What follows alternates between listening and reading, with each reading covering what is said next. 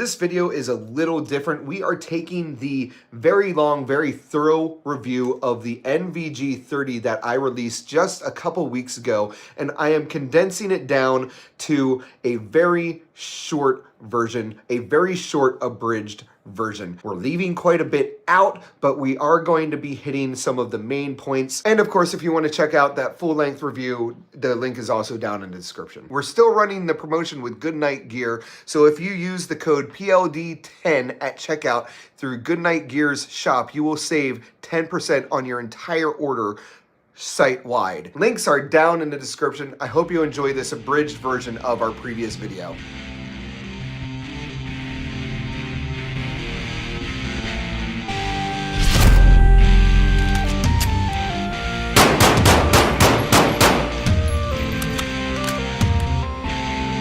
Goodnight Gear supplied this monocular to me.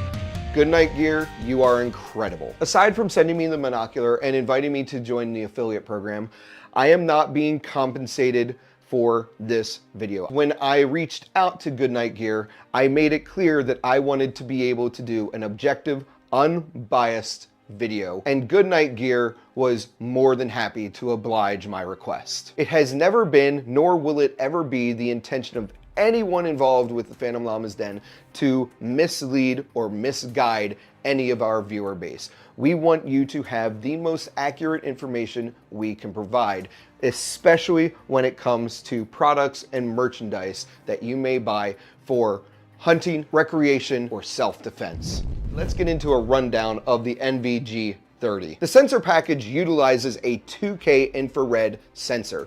That is an incredibly high resolution sensor for a device like this. I do want to call out that it records in 2K.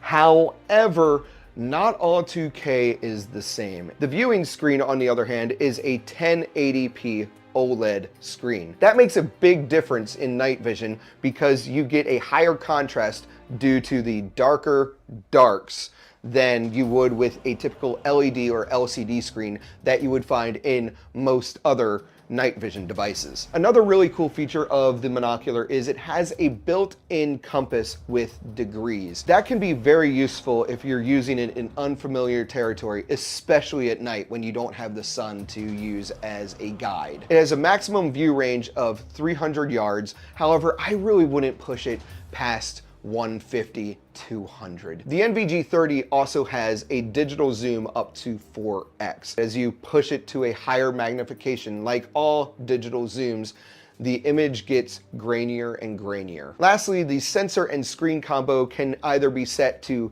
30 frames per second or 30 hertz or 40 frames per second, 40 hertz. Unlike a lot of digital night vision devices, when you turn on the NVG30, it automatically turns on the IR sensor. You have several different filters that you can use. You have normal vision, which looks like just looking out through a camera. You have black and white, you have a sort of green filter, and you have what they call a white phosphor filter. Personally, that is my favorite of the filters, and all the footage in this video moving forward will be filmed using the white phosphor filter. The monocular's battery also can be charged directly through the device using the USB-C port. The battery can be removed by taking this battery cap off and simply removing the battery. The NVG30 actually does come with a charger that will charge this 18650 battery. If you have this thing running for 4 to 5 hours and it dies, you can just quick swap out the battery. Now, as I said a little bit ago, as soon as you turn on the monocular, it is already utilizing the infrared sensor. However, the infrared emitter is by default off. To engage the infrared emitter, you long press the middle button and you will see an icon on the screen go from IR off to IR on.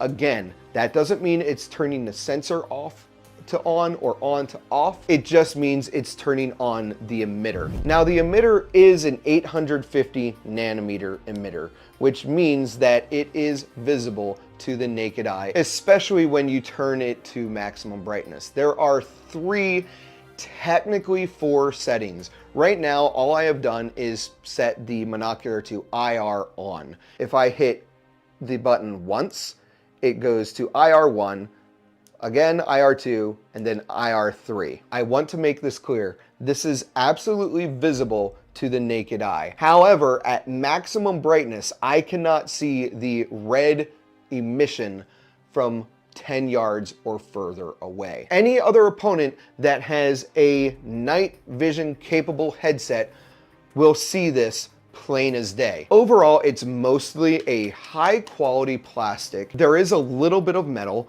but it's mostly a nice, solid, durable polymer. The mounting hardware is a good feeling, refined metal, and overall, it just feels very quality. I do also want to call out that this has a water resistance rating of IP67. This is an impressive amount of technology in a very small, durable housing. Now, let's talk about performance. Aaron and I decided to take the NVG30 out to Llama Ranch one night because we really wanted an immersive, rural, true low ambient light setting to test this monocular. There's just enough contrast to get you around with the monocular versus the naked eye.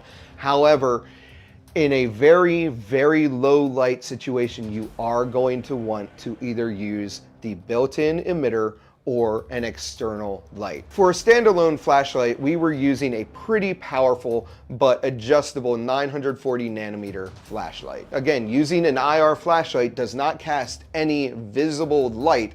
However, it lights the area up like a beacon and makes this a very powerful tool. The very first thing that we noticed using this without an IR emitter in very low ambient light, there was a severe lack of visual lag. That has been the #1 issue for a ton of digital night vision. There is none of the severe lag when there's not enough light. It may not feel as smooth as true naked eye vision. However, I cannot overstate how smooth of a visual this gives when scrolling side to side, even in minimal ambient light environments. That alone puts this leaps and bounds ahead of any other digital night vision device that I have used. Once you start using either the integrated emitter or a standalone flashlight, there is absolutely no comparison to other cheaper night vision devices. Navigating around Llama Ranch was